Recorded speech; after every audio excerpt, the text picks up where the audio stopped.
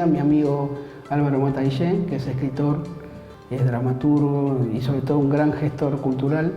Y bueno, la pregunta inicial sería, nosotros creemos que el escritor es un trabajador. O sea, ¿vos qué te parece? ¿Qué nos querés decir al respecto?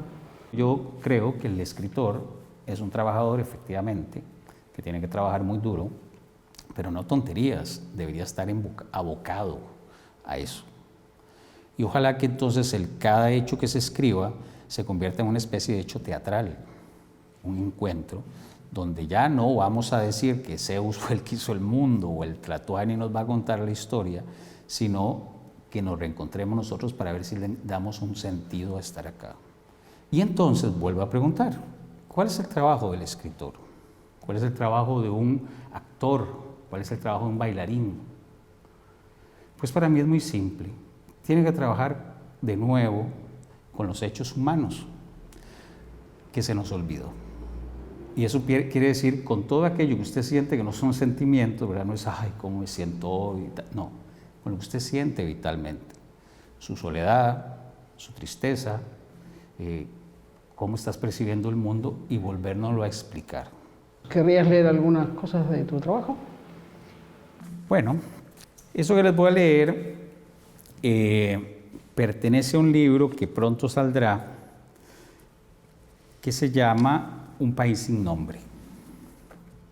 De niño me preguntaba por la niebla mezclándome en ella, dejándome ir en el letargo que abrazaba el polvo. Era un tiempo sin tiempo, lo ajeno, la nostalgia, yo mismo reapareciendo en la lejanía, en el cerro que dibujaba las cuevas de la bruja, en los brazos de los árboles dirigiéndose hacia las lomas diluidos en la bruma, en el vacío. Había unas pocas calles recorridas por el sol y el rumor de algunos fantasmas, voces de sombras que salían de las casas. Un antes de un antes inmerso en la penumbra, confundido en el silencio al que percibía mientras buscaba, en el cúmulo de cosas, el polvo, la lluvia, el viento. ¿Cuál era mi rostro? ¿Cuál mi voz? Una sombra. Nací en un lugar sin nombre, el país de los ausentes, decía Jorge Arturo.